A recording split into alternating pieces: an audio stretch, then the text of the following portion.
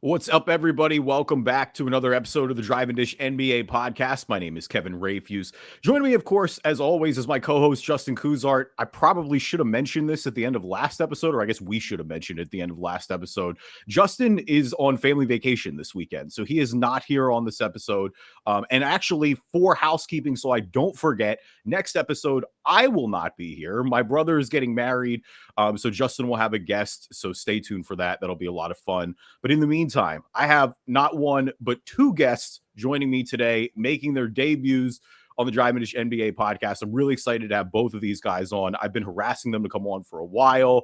They finally have stepped up to the plate for me. So first, they're both on my right if you're watching the stream, but first, closest to me on my right, Mr. Shervin Mobasseri, another Sixers fan, unfortunately, so y'all are going to have to deal with that. We say that lightly, I guess, these days. It's not exactly a fun Sixers podcast today, given the Joel news. But Sherv, what's going on? Hey, Kevin. Thanks for having me, man. I know Vince and I, we're both first time, long time, and really love the pod. Love everything that Justin does, and honored to just to kind of be a stopgap for him while he's out having a good time. So thanks for having us, man. It's gonna be a great episode. Yeah, it's going to be a lot of fun. And, you kind of give him a little intro to yourself. On my right, Mr. Vince Silva. We call him affectionately Big Van Vince. That's what you see on the stream there tomorrow. So if you hear us call him Big Van, it's just something that we do around these parts. But you can see by the hat too, he's from Sacramento. So I promise I didn't get two Sixers fans for this, but he always has yelled at me at the past sometimes about not talking Kings. I don't think we're going to get out of that this episode. There might be a lot more Kings talk than usual. Yeah, no, big time. Thanks, Kev. And I'm happy to come off the bench, putting that single double up. Hopefully. Shouts out to Justin, big fan of the pod, everything you guys do, hopefully I contribute. But yeah, gonna represent the Western Conference and, of course the capital of California, a little bit on the pod, but try not to be too much of a homer. No, please be a homer. Like, you got the hat on. I just say, do what I do. I say I put the homer hat on whenever I know I'm about to have a super biased take. Like I might at some point about Tyrese Maxey dropping 51 points the other night. But listen, we don't need to talk about that. We can talk about that a little later on if it comes up. But no, regardless, I'm happy to have both of you here. And we're going to start off with warm-up jumpers. The full all-star rosters have been released. So last week we talked about the starters a little bit. I'm just going to read off the list here real quick before we get into any snubs or anything too crazy. Eastern Conference starters are Giannis, Joel, Tyrese Halliburton, Damian Lillard, and Jason Tatum. And then off the bench, you've got Bam Adebayo, Paolo Banchero, Jaylen Brown, Jalen Brunson, Tyrese Maxey, Donovan Mitchell, and Julius Randle. Over in the West starting, you've got LeBron, Luka, KD, Shai Gilgeous-Alexander, and Nikola Jokic. And then coming off the bench, Devin Booker, Steph Curry, Anthony Davis, Anthony Edwards, Paul George, Kawhi Leonard, and Karl Anthony Towns. We're going to get into snubs here a little bit. Vince, I'm going to go to you first because I see you shaking your head already. Initially, my thought, my initial thought already is that Sabonis to me is the biggest snub. Like, I feel like he should have been in the West lineup over Karl Anthony Towns specifically, because I do always want to play that game where it's like, listen, if you take one out, you always got to tell me who, or if you put one in, you got to tell me who you're taking out. That's who it would be in this case. I think Gobert's got a little bit of an argument too, honestly, for all-star snub, but I think it should have been Sabonis. Like, I think Sabonis definitely has the most beef out of anybody here. Yeah, no, absolutely. Like Sabonis has been absolutely balling. And like, here's the thing too, is like the stats like also say that he's like absolutely balling. Like, he's the 14th player in NBA history to record 30 straight double-doubles. So, like, in the NBA, not just the team, but the league, Craig, like the whole league, like only 14 players have done what he just did this season. He had a triple-double yesterday. He already had 13 on the season. Now he got 14. That's right behind Joker, and that's well above Luka. Like, so that alone, Cat's not doing that. I think it's like recency bias. The Wolves have been balling, like they're number one, I think they're number two now. I think OKC might have took them, but they're in the top of the West for a reason. They are balling. Like, so I'm not saying that like Cat's a bum, but like literally like stats head to head, the only thing that Cat is doing better than Sabonis is hitting his free throws. He's like averaging 3 points more because he has a better free throw percentage. But literally Sabonis is averaging 13 rebounds, 8 assists. So he's getting offense involved too. Like he's helping our team run. Like he's essentially like being the baby Joker for Zach. Like he's in that same kind of level of importance. Not saying obvious and like cloud skill or anything like, but I mean, just their triple doubles alone, they're like right back to back, right? And I think that's a bonus to that level of talent, and having Cat in there, I don't know. It's real snubby to me. I can even make an argument that he could be in there over AD. Like if I'm gonna get a little spicy with it, like because here's the thing: AD is averaging 5 more points, but Sabonis is averaging 4 more assists. So it's like he's creating offense for his team too. He's not just being an offensive weapon, and he's averaging 20 points too. Like my guy's not averaging 15 points and then 13 rebounds. These are big boy stats. Like Sabonis is going off like this season. Like it's crazy. He's way more aggressive than he was last season, but he hasn't compromised any of his assists. The dribble handoff is still deadly. He's a little bit more confident shooting from the elbow. Also, like his 3-point percentage, 44.2 from 3-point. Mind you, that's better than Anthony Davis, who's shooting 31.5. So I'm just saying. And then if we put his stats next to Gobert, it's like I don't even want to talk about it. Like it's just not even fair. It's just not. We're talking 20 points to 14. Their rebounding is very similar, but then once where's the bonus to me like outshines other bigs is the assist. Like legit. Like especially if you watch King games too. The team runs so much more efficient when Sabonis is on the floor. Everybody is getting theirs. He's driving. He's cleaning up the glass offensively and defensively. Like, it's insane. Like, so I'd like Gobert is good. Once again, I'm not calling these guys bumps. Like, we're having all-star arguments, so we're like arguing about like the top 15, top 20 players in the league, right? So just to put that out there, like all due respect to all these guys that I'm putting Sabonis over, which is going to be a lot. Like, from a homer standpoint and also just like a basketball standpoint, like I think like everything that people love about Joker, Sabonis does that, not on the same level, but still at a high level regardless. So Sabonis is the number one snub for me in the West, like hands down. Like, of course I got a De'Aaron Fox argument too, but that one's more like apples to apples. I could see how you're going to take De'Aaron Fox and not put him in. Like, I could see it. His numbers are close to Steph. I know Sherv is kind of like, but like if you look at the numbers though, him and Steph's numbers are comparable. He got more 40-point games. Just saying. But also Fox got to hit his free throws. So I'm not even arguing with Fox. Sabonis is the one for me. If the homer in me can argue Fox, but like legit though, like basketball fan and homer, Sabonis is that guy that should have been an all-star, especially over Cat. And I can make an argument for over AD if you want to be like, well, Cat's team is number 1, number 2 in the league. Like, well, Sabonis' team is better than AD's team in the standings, and Sabonis is outplaying AD.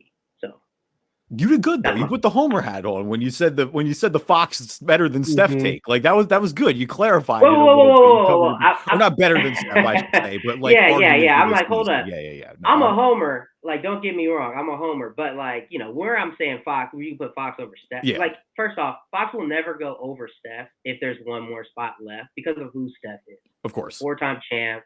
He resurrected the Warriors. He's gonna have a statue. First ballot Hall of Famer. Like hard body legend. Like it's Steph Curry. Come on, right? So like, I'm saying like if we're just going resume, they're similar in numbers. Like Steph is averaging like a little bit more offensively. Fox is doing a lot more defensively, especially when we're talking about steals. And he's just coming off back-to-back games where he had a 6 steal, 11 deflection game on I want to say Friday. And then yesterday versus the Bulls, he had another high steals game. I think he had like 6 deflections, 5 steals or something like that. I'll look it up. But 5 steals off of 9 deflections. So Fox is stepping it up defensively, right? And he's trying to become that two-way guard, right? Mike is really pushing that. That's a big thing with coaches, like the defensive effort, right? And really, like, your guards got to be able to put that in too. You can't be a defensive liability on a Mike Brown team. Yeah. It's just not going to fly. Well, So, and that's the big argument against AD too, is that you guys are winning. Like that, the argument, and I kind of think that's the point that maybe where Cat got a little bit of benefit. Like you said, the Wolves #1 in the West right now. So, you look at it with AD, I think he's having a phenomenal season, but you're right. The Lakers are sitting around play-in territory right now where the Kings are. They're in the 5 seed. Like they're competing to potentially move up high. Like, the #1 seed is not fully out of reach, but again, it's been a much more consistent season, even with struggles at times. Shervin, what about you? Do you think again, I think the Sabonis one is a lot more. I think that's the one that jumps off the page more than De'Aaron Fox. But just when you look at these rosters as a whole, is there anybody you think was maybe cast higher than they should be? Yeah, absolutely. And I think Vince made a lot of good points about Sabonis. To his point, Sabonis, when you watch the games for the Kings, he really is the straw that stirs the drink. He keeps everything going, kind of like how Jokic does, not on Jokic's level, of course. And that's an extremely big ask of him to do that.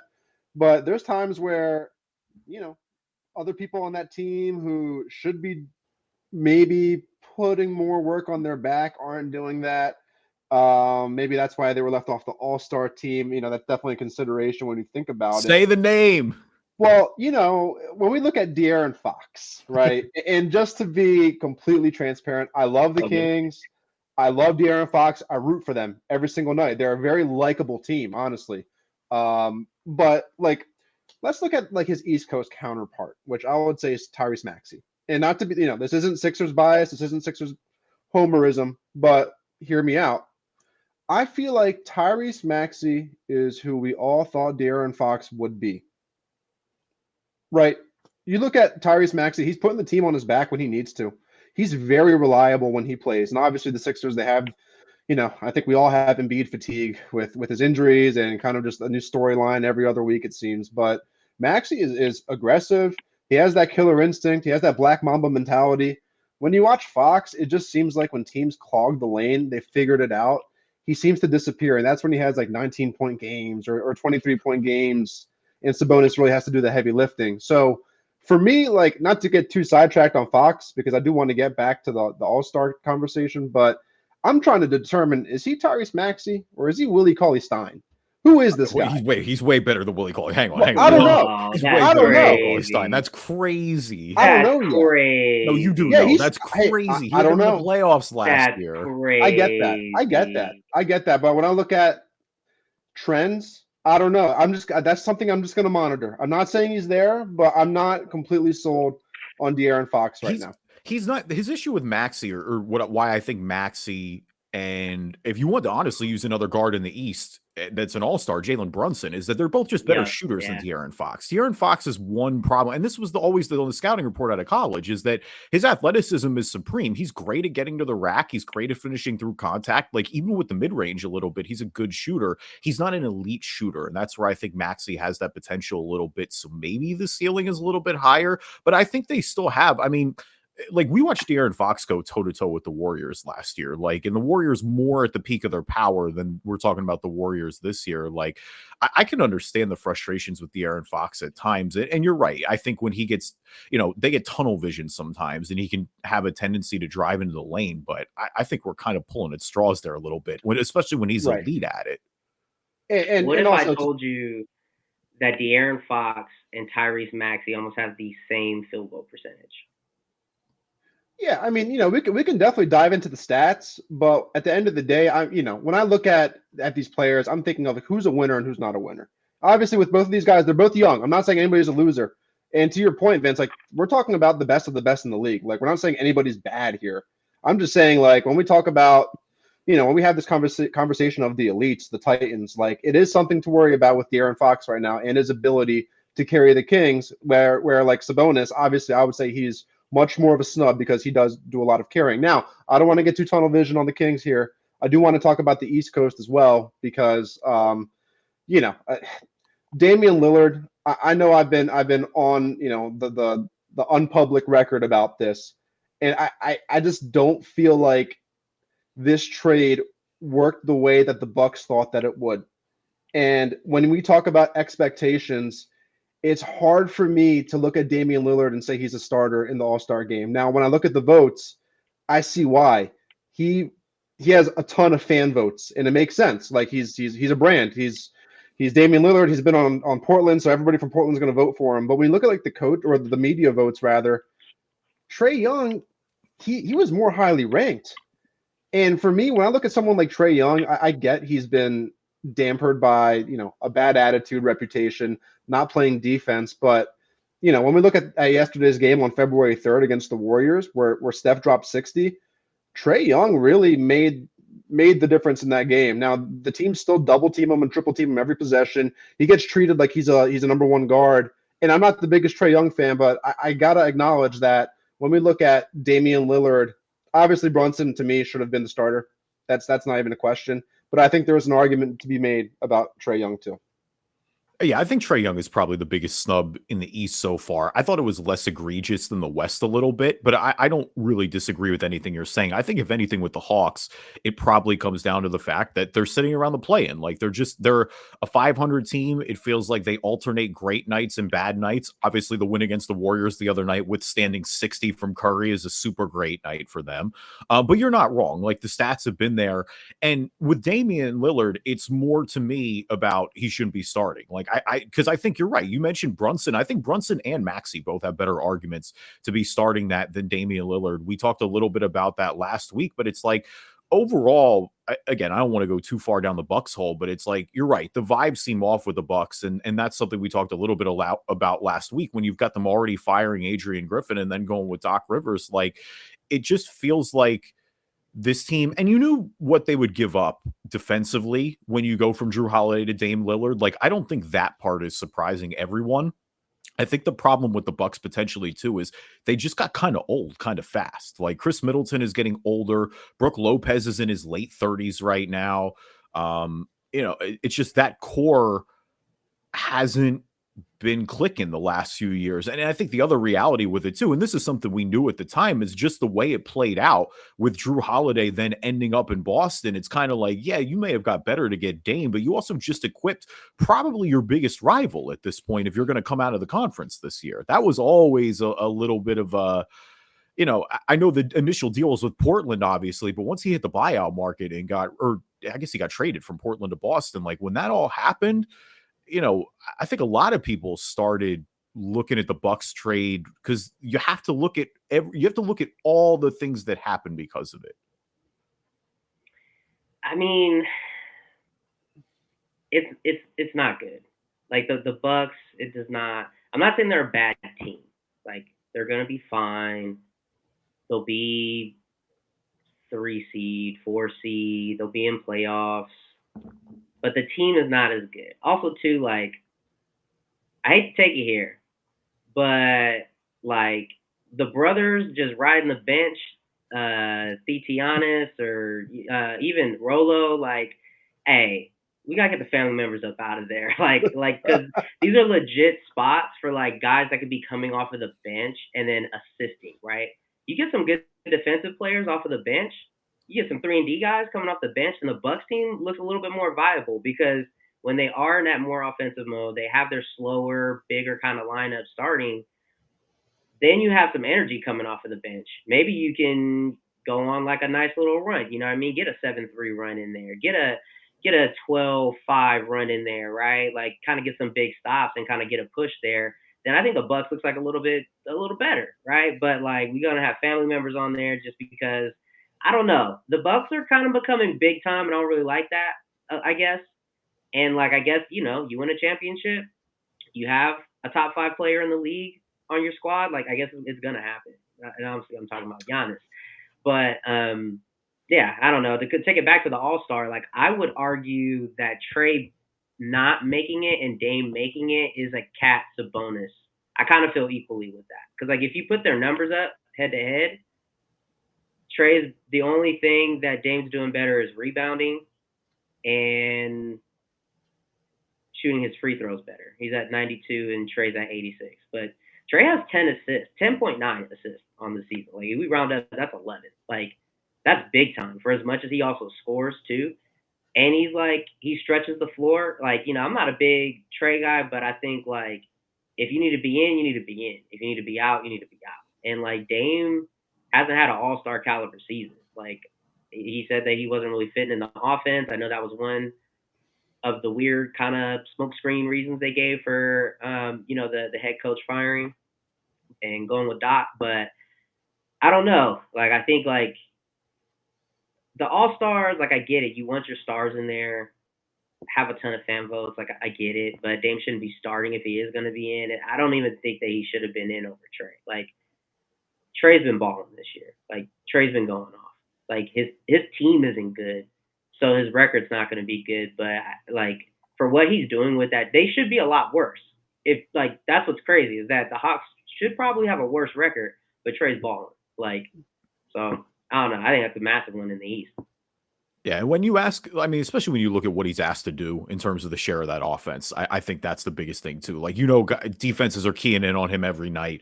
He's the main focal point. I know they've got DeJounte Murray in the mix as well, but it's still been his team. The Hawks have gone as Trae Young is gone. Welcome everybody to the Drive and Dish NBA podcast. My name is Kevin Rafuse. Again, Justin is off this week. Shervin and Vince are in.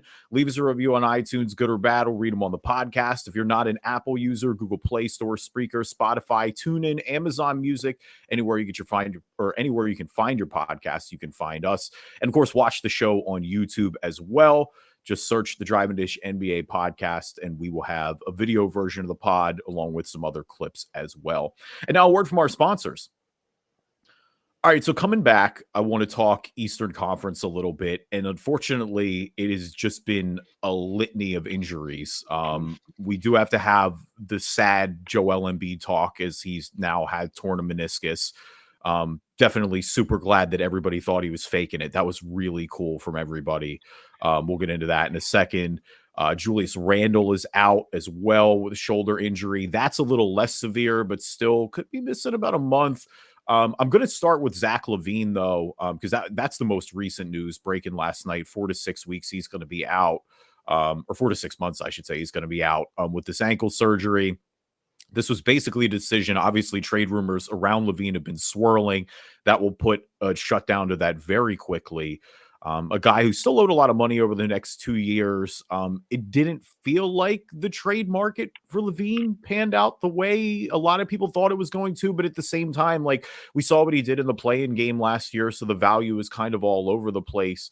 But Shervin, I'll start with you on this one. Where do you think, I guess, what do you think this does to his long-term value? And were you surprised at all to see him not really, I mean, before the injury, the last we had really heard is that Detroit was the only team making a serious offer. Are you surprised that, other teams haven't come as publicly calling, it seems?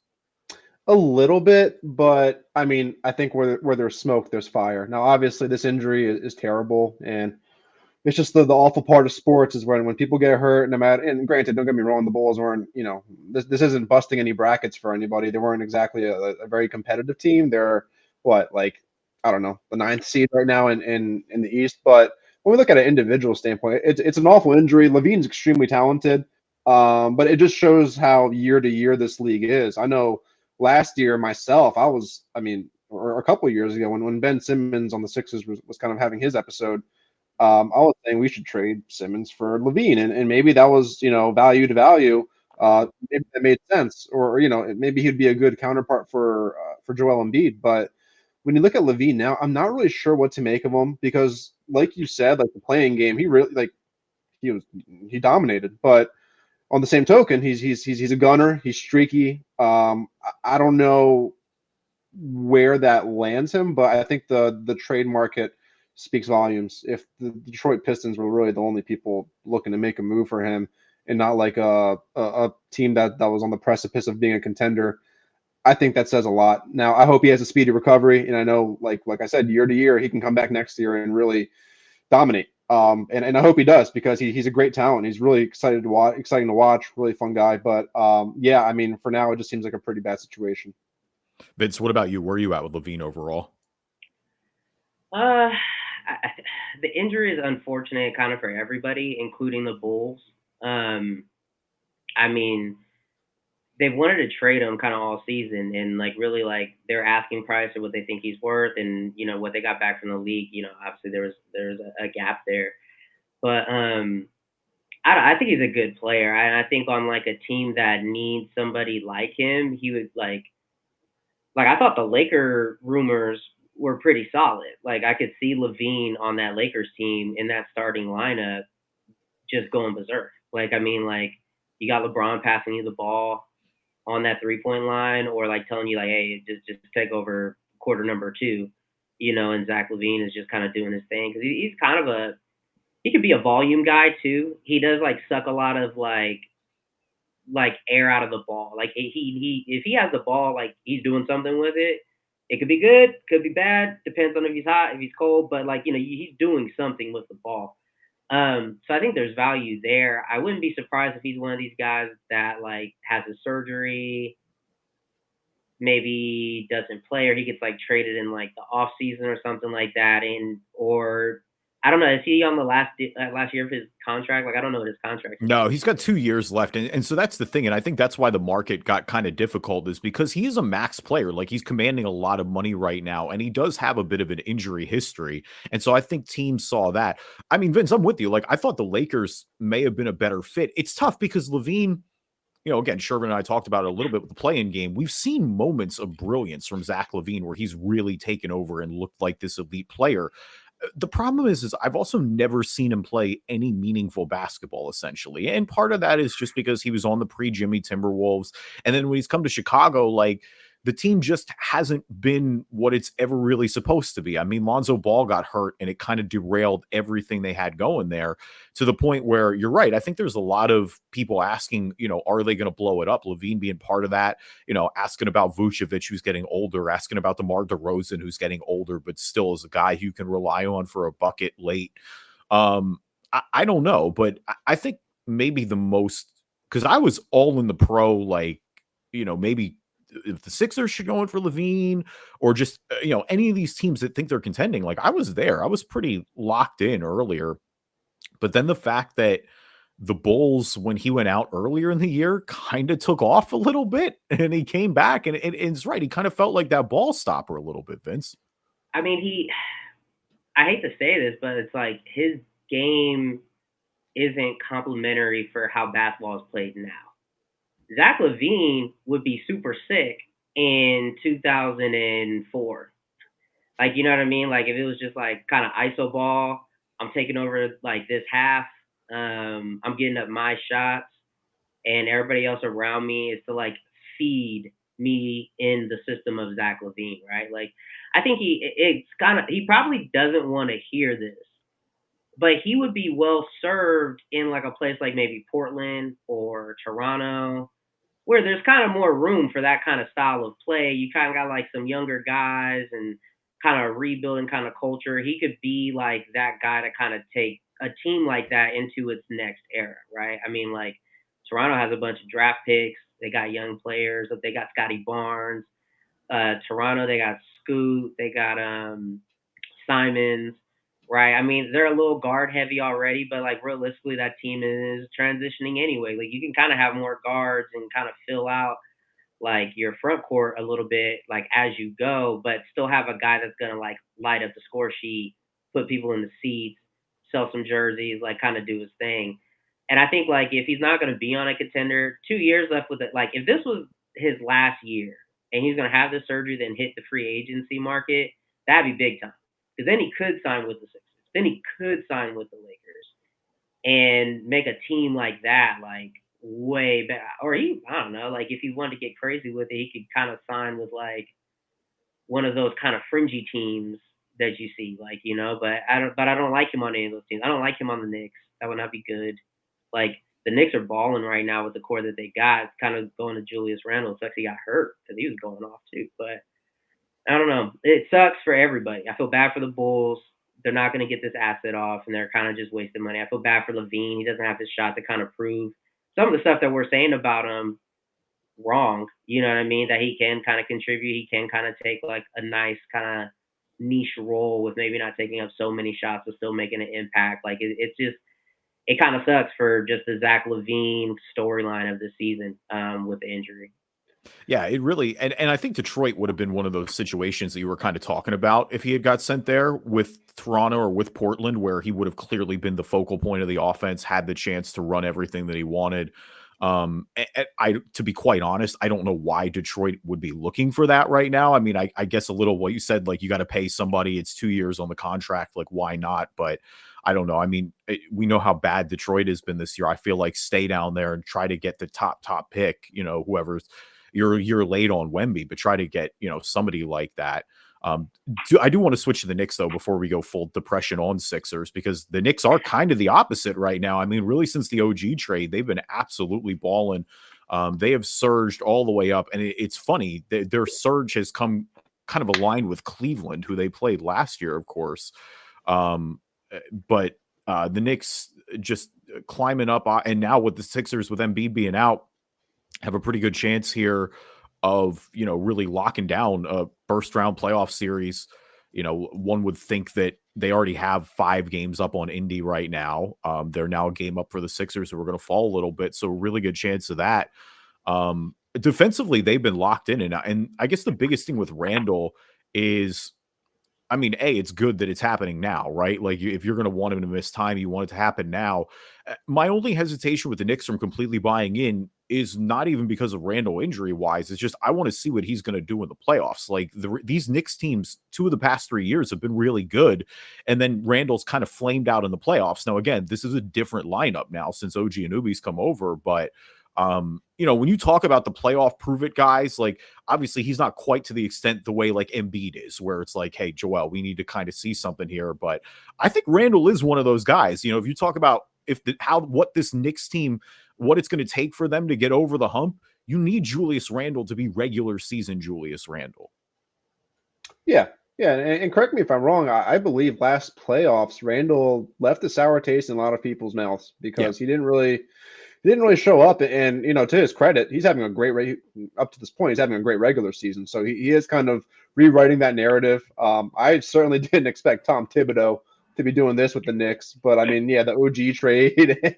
I mean, Thibodeau of all people. We'll see what he does in the playoffs too. Like, let's not give him a pass for being some kind of amazing coach that we all don't know who he really is. But the OG trade and Brunson, I think it really elevates the Knicks. Now, no disrespect to the East, but do I see the Knicks as contenders? Absolutely not. There is no part of me that thinks the Knicks, even with Randle playing as good as he can, there's no part of me that's really worried about this team. Like, I don't know. To me, that the East is always going to run through Boston and Milwaukee, Philly if Embiid's healthy, and then even if the Knicks somehow, by some miracle, get out of the East, there is like 5 or 6 teams in the West that are better than them. So to me, like, I'm excited to see what the Knicks do. Is this their year? Absolutely not. But with Brunson, it's a feel-good story. I like it. It's a ray of sunshine for the city of New York. So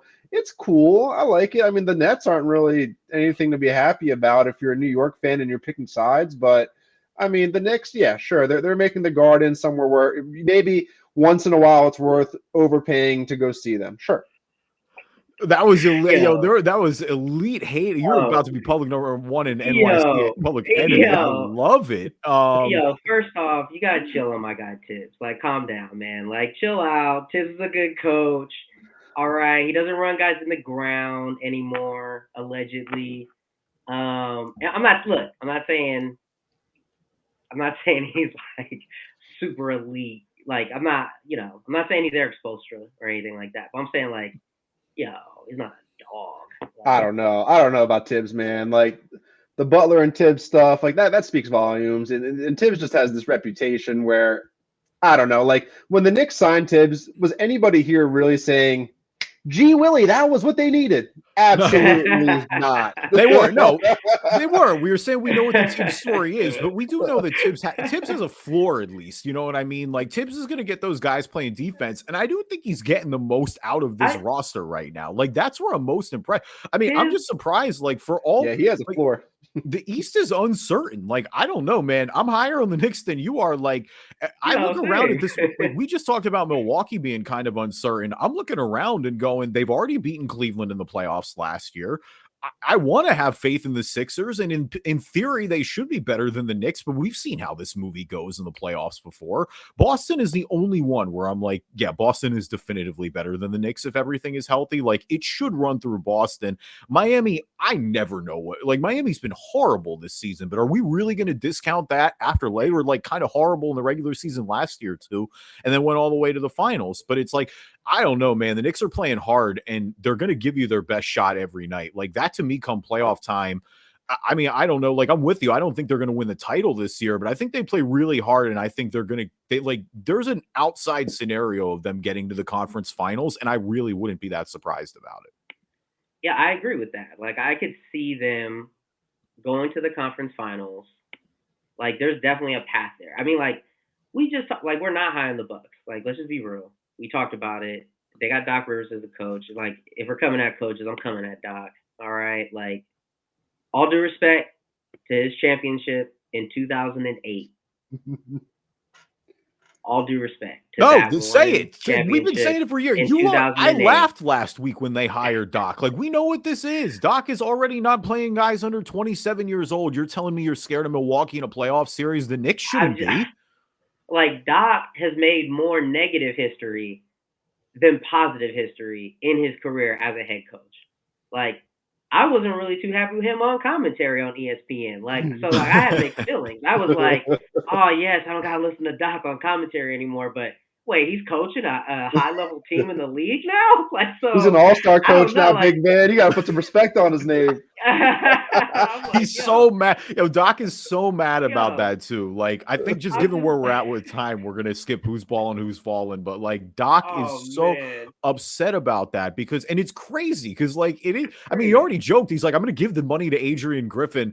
I'm gonna give the, go give the All-Star ring or whatever you get as the coach to Adrian Griffin. And the reason it's not Joe Mazzulla. So the way this works for everybody, because I think there were some people asking about that. They're like, hey, the Celtics have the best record. Apparently, you can't coach the All-Star game back-to-back years. So Joey Maz is going on vacation and chilling. So that's why you've got the Bucks, which again, it just creates this awkward situation because there's a cutoff date for it, where it's like Doc has been here for 3 whole games at this point and is now signed up to coach the All-Star team. Like, what was that quote about him saying it's a hard challenge? Like, buckle up, buddy, you're going to the All-Star game. Yeah. No, Doc, I don't know, man. The whole Doc thing is absurd. Like, that's like, you couldn't write a better script than this. Like, I mean, like, like this is a TV show level type of it. Like, it is nuts. Like, but like, I don't know. Like, the Knicks are good. They're a good team, and Anunoby gives them offensive firepower to kind of counteract when Randle may or may not show up in the playoffs without compromising like the defense, which is like what Tibbs is all about. But Vince, like, play hard defense, give your effort. Like, he's one of those kind of guys. Like, so I gotta push back because like when we zoom out here, like I can see the Knicks against the Pacers in a 7-game series, and I don't know who's gonna win that.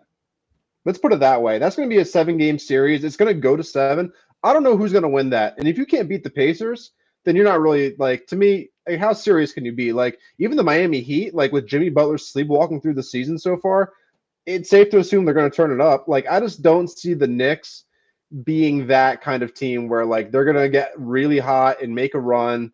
I don't know. You guys are more optimistic than I am. Here's my thing, though. It's like the teams that are like they're grouped in with, like, I buy them more than the Cavs. I do buy them more than the Pacers. I buy them more than the Magic. I buy them more than the Heat. The Bucks, the Bucks are trending down. And honestly, if the Bucks with Doc Rivers go into a playoff series with the Knicks, they will lose. Jalen Brunson will score 50. No. Twice. No. And he will score 35 to close it out. And Doc will lose a 3-1 lead versus the Knicks as the Bucks head coach. He will do that. He will. This is what he does. He will do that. Like, Giannis will go berserk the first 2 games. The third game, Dame will have his little crown jewel moment where he just jacks up a bunch of threes from half court and drop, 48, something stupid like that. Then from that point on, they will be locked up. Doc will make bad coaching decisions. The game will come down to the final possessions in 2 minutes, and Brunson will ice the game. Like, Giannis is Wow. going to take 15 seconds to shoot a free throw, and he's going to brick both of them. And then Doc Rivers will be fired. He will then be on another network. And then next year, when Detroit fires their coach, Doc will be coaching Detroit. Like, this is what is going to happen. You can't wish that on Detroit. If Detroit goes from Monty Williams to Doc Rivers, that's just the nastiest work of all time. I pray for Pistons fans have been through enough. They don't need to do that. No, I mean, it's tough because I don't have, like, none of these East teams have largely been on that stage before, other than maybe Boston. Like, I think they're all kind of coming together at the same time. And I mean, I guess that does switch us over to the Sixers a little bit, because it is like the Sixers were really like, the vibes are just different this year. And I cracked up because it was so on brand. And y'all have heard me say on this podcast and in real life a zillion times how out I am emotionally on the Sixers. Like, last year, I just couldn't do it anymore. Like, I at some point, you just got to step back and detach. And I said, hey, I'm going to just enjoy the game as an NBA fan this year. I'm going to try to watch as many teams as possible. Like, I'm really going to, I'll tune back in playoff time, but it's like, I'm not going to get caught up with the regular season hype anymore. And then the Sixers have just had the best vibes all year, like all year long. The team is playing hard. Nick Nurse is coaching great. Obviously, Maxi's development, which we talked about a little bit earlier, has been franchise altering. But now here with Embiid, again, before the playoffs, like, we're recording this on February 4th. So we're not, thankfully this isn't happening in the first round like it seems to happen with normally, but it seems like surgery is going to be the option. This comes off of a lot of discussions about Joel faking it, allegedly, about him ducking Denver. And, he missed 3 games and he came back against against the Warriors, I should say. It was the game where he went out and he just was clearly not 100%. Like, he was limping around. He had no lift on anything. It's kind of ironic it was against the Warriors, because it reminded me of KD coming back in the finals, where it was like, he clearly is nowhere near 100%. And now you just pray, that was at the end of the season, but KD missed a whole other year after that. Like, with Embiid, thankfully, it doesn't look like it's going to knock him out the whole year, but I think surgery is definitely on the table. And in a season, where everybody last year talks about the MVP, and I think there is rightfully a lot of controversy around it. Like, I think this season has clearly been Joel's best, where he is definitely the MVP favorite, assuming the 65 games. Now, obviously, that's not going to happen, but it's just like, what am I to say at this point? I feel like I need to take a match and just, like, immolate myself. Like, well, like, how else is there to describe this series of luck, this series of injuries with Embiid at this point? And obviously, from a standpoint, like, they're going to plummet down the standings. Like, I would borderline, the Pacers are good. Like, I'm not worried about them slipping into play-in just yet, but you might have to flirt with that a little bit. And I mean, since the injury, I think they've only won 1 game, and it took Maxey putting up 51 on Utah. So it's dark, man. It's dark. It feels bad. Yeah. It does feel terrible. Embiid's been having the year of his career. There's no doubt about it. He plays 3 quarters a game and he puts up 40. Like, it's absolutely ridiculous. I mean, if there's any silver lining, I'm happy the injury happened now, as weird as that sounds, because get surgery, take care of it. As long as you make the playoffs, everything is okay. That's how, basketball seems to be like that. Like, just get in and get hot. Just like the Heat did, that's just kind of how it is. But man, without him, it's not great. Maxey does an awesome job, but like, Tobias Harris, like, he steps up once in a while, and when he does, it's like, man, can you please do this more often? And then he kind of goes back to, like, his 14-point duds. But yeah, I don't know. I mean, this is the MVP thing. And let's even rewind to the injury thing and people kind of accusing Embiid of faking it. It's a weird narrative, because whenever he plays Jokic, let's be honest, Jokic isn't exactly known for his defense. It's not like Jokic is shutting him down, and Embiid actually plays amazing games against Jokic. So I think the frustration for that was, like, he wasn't on the injury report against the Nuggets, and then, like, 10 minutes before tip-off, out of nowhere, he's out. And yes, the media backlash was huge against Embiid. It was very much like, he's faking it, he's scared. Now, whether that influenced the decision to play against the Warriors, I would hope not, as the coaching staff, Nick Nurse, and the team in general. I'm sure Embiid may have been like, hey, I want to play because, this is all nonsense. But Man, that was just a rough sequence to watch. I think that injury with Kuminga falling on his knee could have happened any game, honestly. Like, it's hard for me to point that specifically to the fact that he was pre-hurt, but man, it's just like you said, Kevin. I think Embiid fatigue is setting in again. This year felt different. It always feels different, and it always ends the same. I hope it's not like that this year. I really do hope that Embiid comes back and kind of. I mean, let's be honest. We talk about Randle in the playoffs and beating the playoffs. Like, he had that one series against Toronto for sure, where he hit the game-winning three, and that was probably the Sixers' closest chance to climbing through that window. That was the most winnable year, but man, I really, really hope he comes back healthy.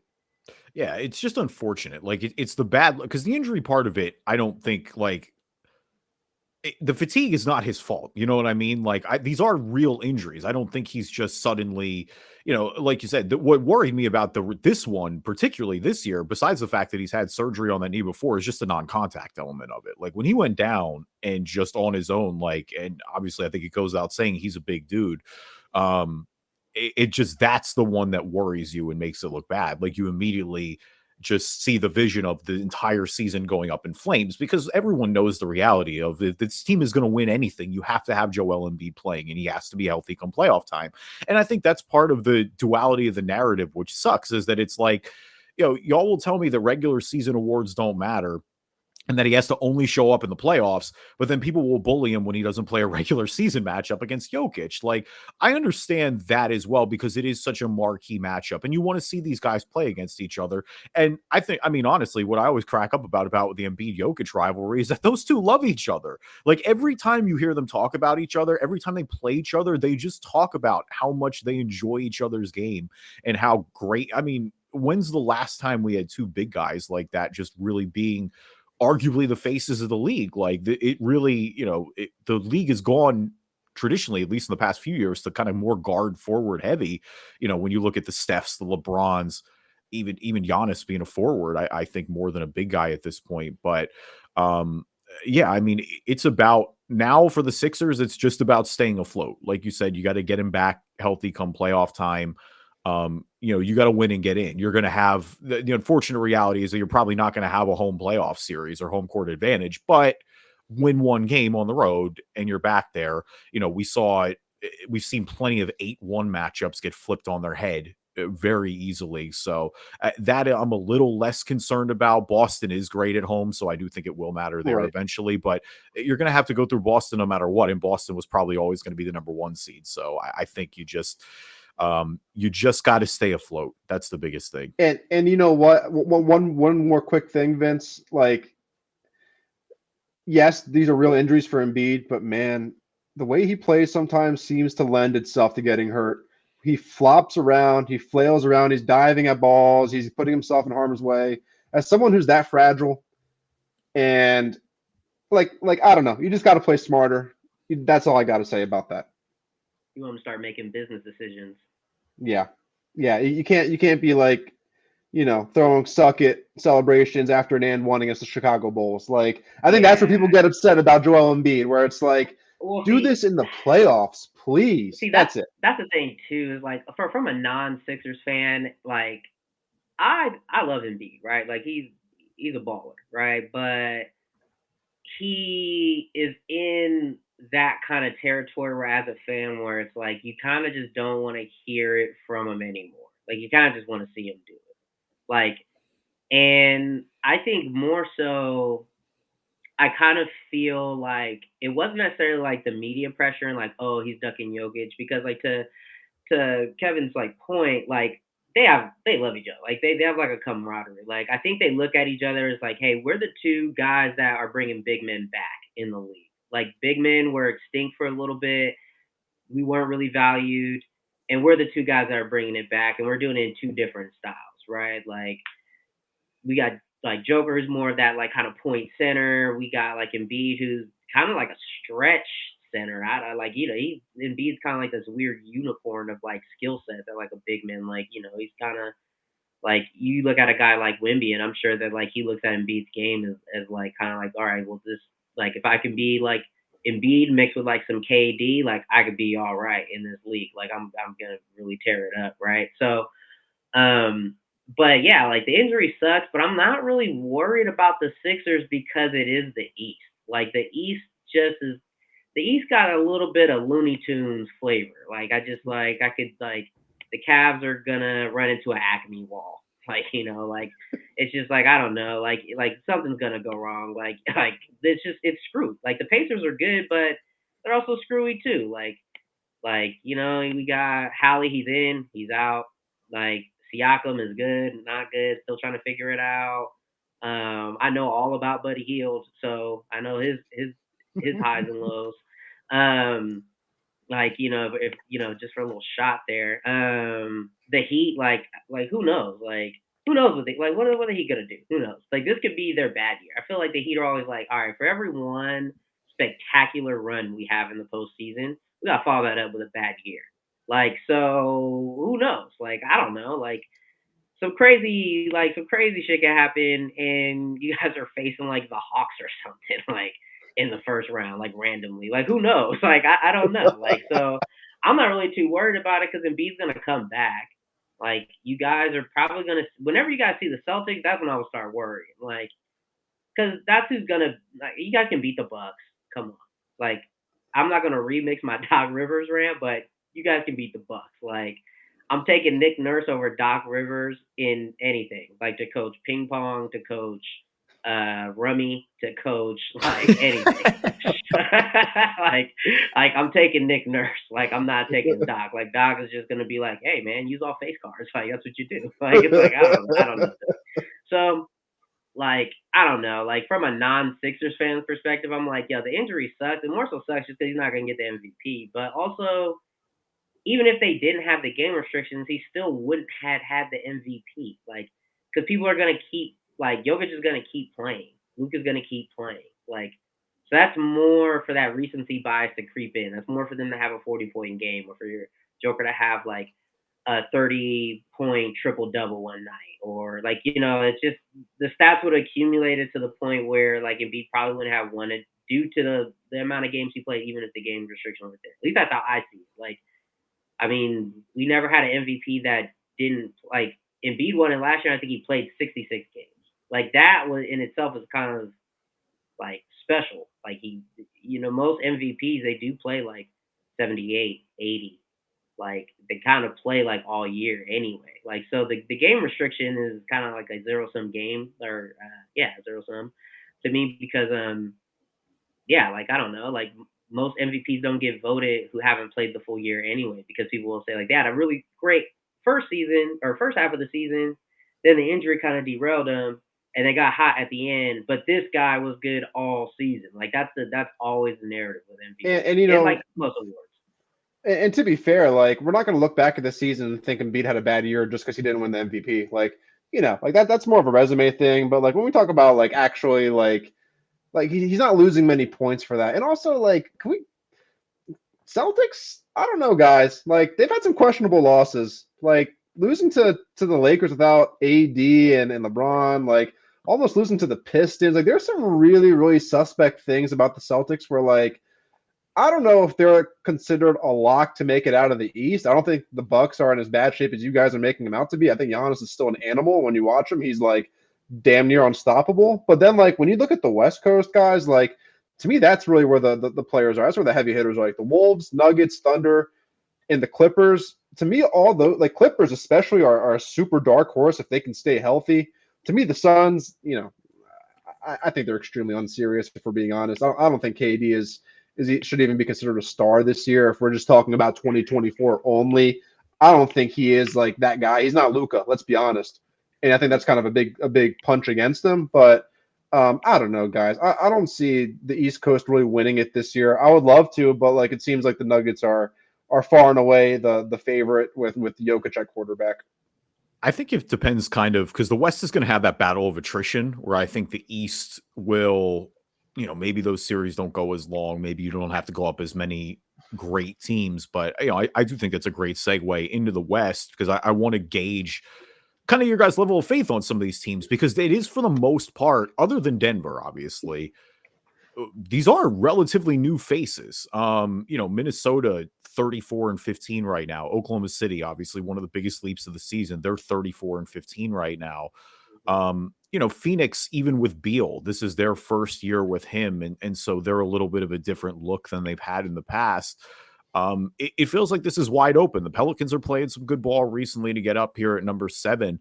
I'm kind of with you, Shervin, in the sense that the Clippers are the dark horse to me. If they have everybody healthy, it just feels like they can do it. Like, it feels like they're going to be the one team that I would maybe give Denver, that I could see beating Denver in a 7-game series, but it's just such an if. Like, that's, and I hate that it is that way, but they are kind of in that playoff category with the Sixers a little bit, where it's like, I got to see you guys put a run together last year. Like, Kawhi Leonard in the first round looked like he was the best player on the planet, and then had a torn ACL by the second round. Like, there's just, if they're all together, especially the way Harden is blended in, the way Russ has gone to the bench, like, they've figured it out. And I think they can beat anybody. But it's just, again, they are in the more, like, Denver, they don't need to prove it to me. Like, we know what Denver's going to do. They're ready. I think they're ready to, like, they've got a good chance at defending this. The Clippers can too, but they've got to all stay healthy.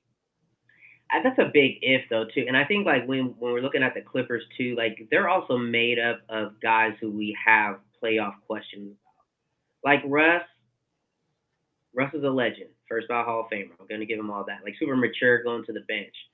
But, like, I mean, Russ, he's not as bad as, like, James Harden, where it's like, when I've seen you in the playoffs, you haven't necessarily got your team over the hump. But, like, I've seen Russ as number 1 in OKC, and they're in the playoffs, and they don't look like how they look in the regular season, and they don't actually match up well. Kawhi, if Kawhi could just stay healthy, he would be the number 1 player in the NBA. Like, Kawhi's incredible, but that's a big if he's going to be healthy. Like, same with PG. PG is great, but, like, is he going to get hurt? And then also, like, he has some kind of, like, I don't know about that kind of playoff performances, like Podcast Paul. Oof. The thing is, I can't even really push back on that, though, is because, like, bubble and not bubble, I've seen PG and I've been like, damn, man, I thought you were going to be better than that. Like, I was buying into you this year, like the OKC year where he, like, basically had an MVP season. I was like, this might be PG's year. That was not PG's year. Like, so that's where I am with the Clippers. Like, I'm very impressed with where they are now. I think they're balling. I also think James Harden is balling. I'm also, like, I've always been a James Harden supporter, much to my own chagrin, you know what I mean? Because he always makes me look crazy in the playoffs. But, like, same with him, though. It's like, what are you going to look like in the playoffs? James Harden, like, you know what I mean? Like, what are y'all actually going to do? But, I mean, the West is stacked. Like, OKC is crazy. Like, OKC and the T-Wolves, I feel like that saying that they say with, like, young teams where it's like, they don't know they're not supposed to be here. Like, I feel that with the Wolves and OKC, like, they have the talent and the youth that don't know they're not supposed to be there. That who knows what they could do. Like, they could end up, like, knocking out some team that, we think is going to go further, right? And, I don't know. The West is crazy. The Suns, though, like, you guys know this because I think I said this in our group chat when they made the Beal trade. I was like, why would you build around 3 guys who always get hurt? Like, you know what I mean? Like, as a betting man, I would take the bet that 2 out of 3 stars are going to be hurt to the point where it affects them in the postseason. Like, they might still play. Not saying that they're going to be out. They might still play. But Booker, instead of giving you 35, is going to give you 22. Or, like, KD, instead of giving you 28, is going to give you 19. Or Beal might just be out. You know what I mean? And that's the unfortunate thing with the Suns is, like, they're another big if team. So I really think that for the West, it is the young guns' time. I think we're seeing kind of a changing of the guard in the West. Like, the West is still strong, but it's more so like the young teams that I think have, like, that real kind of shot. Like, and I'm not even going to talk about us being, like, 5th because I'm not feeling good about, like, Zach in the postseason, honestly. So, but OKC, T-Wolves, I could see them being in the conference championship with Denver, and Denver probably will edge them out in 7. But, like, it's going to be a good conference finals. Like, I think the West is going to give us some good playoff games this year. Yeah, the Wolves kind of got that because they have a little bit more of a mix. Like OKC is the ultimate, like you said, the young team. We don't know we're supposed to be here. Like everybody talks about all 9 zillion picks they still have, but it's like, don't tell Gilgeous Alexander, Jalen Williams, Chet Holmgren that who already look like they're a young core ready to go in themselves. I mean, Gilgeous Alexander's playing like an MVP this year. With the Wolves, they have, and I guess that's where I like their mixes. It's like we've seen Cat be able to play a little more in crunch time last year, but I do trust guys like Mike Conley. I know Gobert has struggled a little bit in the playoffs at times, but I feel like that's been more of a matchup thing. Like everybody kind of looked crazy against the Warriors at the peak of their powers. Like, I don't know. It feels like they figured out that too big system, and we're all doing a little bit of reevaluating of that trade a year later. He has kind of turned it a little bit. And I mean, Ant's just not afraid of everybody. Like that's more of how high on Ant I am too. Like I just think he's one of the new young faces of the league. Like he is kind of, and again, I want to preface this by saying I'm not saying he's him, but he has a game stylistically like MJ did. Like he just gets you into the mid range and just works you. Like he's strong, he's able to get to his spots, and he's elite from them. I don't think he's scared of anybody. I think we see it a little bit in his trash talking too, but yeah, I'm pretty high on the Wolves too. I think defensively too, come playoff time, they're going to be there. It is wide open though. Like Denver to me is the team to beat. I'm not exactly about to bounce off them. Like they have the best player in the world. I think all their guys have been there in the playoffs last year. Phoenix, like you said, all three of the guys have to be healthy or they're not going to do anything. Like we saw it earlier this year when Beal isn't healthy. Like they don't have enough depth. We saw that movie the last 2 or 3 seasons really with Phoenix. Especially now the first year post Ayton, but like we saw it in the past, even the one move they could make, and this tries into a whole different territory because we know how I feel about Miles Bridges and how I think everybody should feel about Miles Bridges after that nasty work he was convicted of. But from a basketball perspective, if Phoenix goes out and gets him, like they're favored to go get him, I might start talking about Phoenix a little higher. Like that's a good wing from them. I feel like he would fit what they need and give them a little more security. And I think they probably can get him cheap because he's a noted bad person. But it's just, I'm not advocating for that. And it's so gross to talk about, I feel like, but I do think that's what could get Phoenix over the top as much as I hate saying it. I mean, yeah, like that's the thing is like, two things can be true. Like you could be a scumbag and also be a great player. Like, you know what I mean? Like, and he fits that like perfect. And he is kind of what the Suns need. A thing about him too is that he's also stable. Like, you know what I mean? Like he doesn't like get banged up to the point where like he's like out in and out of the lineup a lot. Like he might be in and out of the lineup for other things, but it ain't because of like health. You know what I mean? So I don't know. That would be a good kind of pickup for them. I mean, I think he'd be a good pickup for a lot of teams, but he got that stigma. And Suns could get him cheap. But I don't know. Like you said, like I just kind of piggyback on what you were saying with like Denver. It's like really the West is gonna go through them. Like they're the best team. They're the champions for a reason. They have like the best player. Like if you're gonna do anything in the West, you gotta go through them. Like Ant is the man. So like he ain't even afraid of the refs or getting fined. Like so when you say he ain't afraid of like anybody, like he ain't even afraid of the league. He's like, yo, find me so I can get this off. Like I hit him with a $250,000, bro. That is crazy. $250,000 to find. Like, listen, I know all these fines are a lot, but like $250,000 is kind of harsh. I feel like, yeah.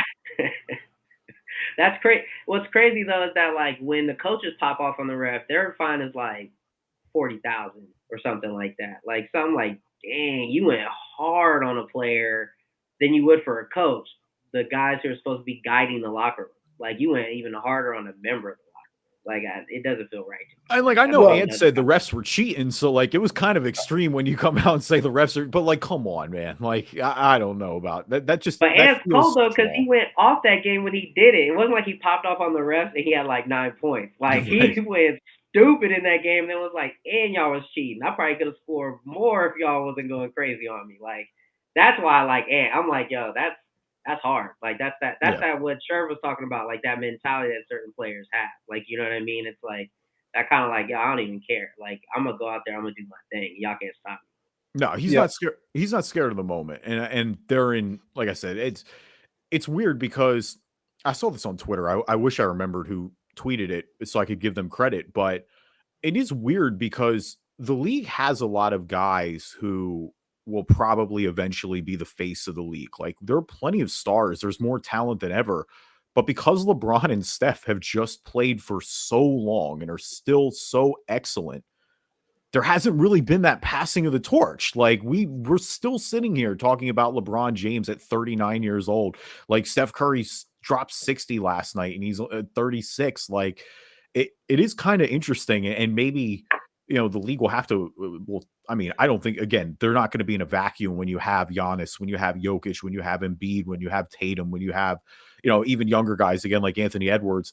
I hope that this eventually turns around. I would have said John Morant too, even as recently as last year. Obviously, we kind of know how that's gone, but it is a very unique situation where, you start to see the passing of the torch. And we've seen it maybe here in the standings in the All-Star votes where like a lot of these younger guys are, look at the starters. You've got Hallie starting, for example, but it's definitely like those two still loom large. Like there's no way around it. Right. And I think to your point, Kevin, and to what you just said, Vince, about the mentality, and I alluded to Kevin Durant earlier, like I get like he's deceivingly older than we might think he is. Like, I don't know why I always picture him as being like 29 or 31. He's 35. And I don't know. Like when you say passing of the torch, you're right. It's either LeBron passing the torch or Steph, but like Kevin Durant's never really in that conversation. He's never really putting up those games that Luka is this year, especially. Luka's my MVP frontrunner, especially now with Embiid being out. I mean, he's just scoring at a ridiculous level. Granted, it might not be the best thing for his team, but when we talk about MVP and entertaining basketball, it is awesome to watch. But when I think of the Suns and Kevin Durant and Devin Booker, Bradley Beal, I don't know, guys. I feel like this is a team where, like, 4 years ago, if we're all at a bar and like, oh, man, what would be a really sick lineup one day? If Kevin Durant and Devin Booker and Bradley Beal all got on the same team, like that, I feel like that's what this kind of roster is. It's not like a winning team. And I don't know, Miles Bridges. I mean, guys, like, come on, like I just don't see that as the missing infinity stone for this team. I just don't see it happening. I do have general thoughts on other teams in the West, like I said with the Mavs. I think that Luka is like a blessing and the curse for this team. I don't know how you build a team around Luka. He's never really had a great team, and even when he has good players, it doesn't really seem to work out. Like, I'm not going to say Porzingis this year was the same Porzingis that he had because he completely changed. And I know, Porzingis had an interview where he was like, me and Luka just didn't mesh well. Like, so there's just something going on with him and like the culture. We just didn't fit. So I don't know what goes on with that. With Phoenix, I've already spoken my piece on them. I just don't think they're going to be a serious playoff team. Clippers, Ty Lue is incredible, and Harden has been such an unexpected asset since the trade. It kind of hurts as a Sixers fan in a weird way. I know it didn't work here. I know it wouldn't have worked no matter what, or maybe it would have. I don't know. I go back and forth about that. I oscillate, but it's just so frustrating to see it. But I'm happy for him. I wish we saw it with Nick. Like that's what it all comes down to. I wish we saw it with Nick Nurse. But I'm also like, who we got in that trade back, the way Batum has fit in, the way Covington is, and how like all the depth pieces. Marcus Morris has been great, so I think that it does feel like a win-win in a way. Like Harden's playoff experience was peak James Harden last year. He won us 2 games single-handedly against the Celtics. That first game without Embiid and Game 5, like he was the reason we won. There's no way around it. He also probably lost us 3 games because and so that's where it's tough. It is now. Granted, I guess why I'm higher on it or why I'm more okay with it this time around is because he's not expected to be the guy necessarily. Like Kawhi is really like, maybe that's more about how high on Kawhi I am, but like he's been there. Kawhi is him. And I feel like he can kind of like carry Harden over the line. You know what I mean? Kawhi, when you watch him, when he's healthy and like quote unquote trying, like in the playoffs, he seems unstoppable. Like hand in his face, it doesn't matter. It's really remarkable to see it. I just wish he was healthy more often, but like we said earlier, injuries in sports, like it sucks, but it's part of the game, and it is what it is. I think yeah, go ahead, Vince. That's essentially all I had to say about the West Coast teams. I think I'm more so like piggybacking off of like what you're saying about like the Clippers, and like James Harden. Like I think in Ty Lue's system, like them finally having like a true point guard, like a facilitator type of guy, is helping them so much because like they were having like Kawhi bring up the ball sometimes or even like PG a little bit, like, and that's just not really who they are. Like, you know, you want to give them the rock and let them kind of make magic, but Harden fits in that system well. And shout out to Russ for being like, yo, put me on the bench. I'll come off the bench and lead the second unit. The Kings played the Clippers a few times, and that's when like I've like seen them kind of like really like watching them, and I haven't seen a Clippers team in this version of it, right? Like in the PG Kawhi era, I think this is probably the best Clippers team that like we've seen. Like, Yeah. And when they made the trade, I thought it was weird.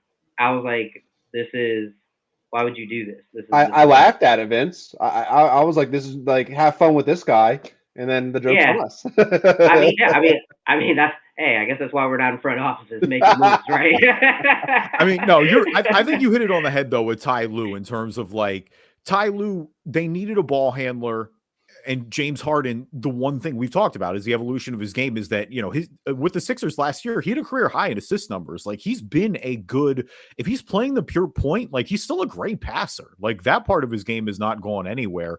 It's more of just like, are you going to be able to count on him in the playoffs? Like that's always been the question with James Harden's career. But I think, you know, when you got a guy like Kawhi, you got a guy like Ty Lue, who we're all really high on, you know, even Paul George, like I'm not going to get into the ins and outs of Paul George, but like I do trust him a little more if he's healthy than I think you guys do. But, you know, regardless, like it just feels like if it's going to happen for the Clippers, this feels like the year. Like you got to do it with this roster.